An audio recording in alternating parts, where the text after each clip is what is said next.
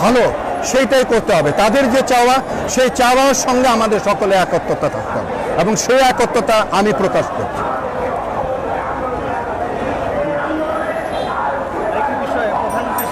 বলেছেন যে তোমাদের জন্য আমার গণভবনের দরজা খোলা। এখন কি শিক্ষার্থীরা কি তার কথা মতো যাবে কিনা? শিক্ষার্থীরা যাবে কিনা সেটা আমি জানি না, তবে এইটুকু জানি যে শিক্ষার্থীরা এবং আমাদের আগামী প্রজন্ম তাদেরকে বিশ্বাস করতে পারছেন। কারণ একদিক দিয়ে ডাকছে, একদিক দিয়ে দাওয়াত করছে, একদিক দিয়ে খাওয়ানোর বা অভিনয় করছে এবং আরেক দিক আবার গুলাগুলি হচ্ছে, জীবনও চলে যাচ্ছে। এবং আমরা যেটা মনে করি যে সুষ্ঠু বিচার যদি না হয় এবং সুষ্ঠু বিচার এরা কখনো করতে পারবে না, কারণ এদের হাত দিয়ে যেখানে হত্যা হয়েছে সেখানে তাদের মাধ্যমে কিন্তু সুষ্ঠু বিচার হবে না।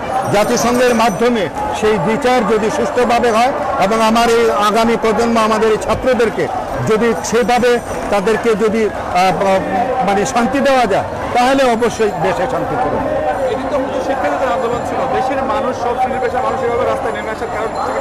এইটা দীর্ঘদিনের মানুষের যে যন্ত্রণা, ভিতরে যে ক্ষোভ, সেই ক্ষোভ মানুষ এতদিন পর্যন্ত প্রকাশ করতে পারে, যে কারণের জন্য এই ক্ষোভ, এই যন্ত্রণা প্রকাশ করার জন্য মানুষ রাস্তা নেমে।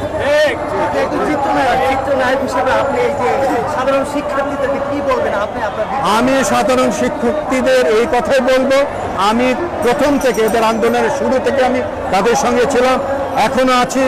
যতদিন তাদের এই আন্দোলন থাকবে ততদিন আমি তাদের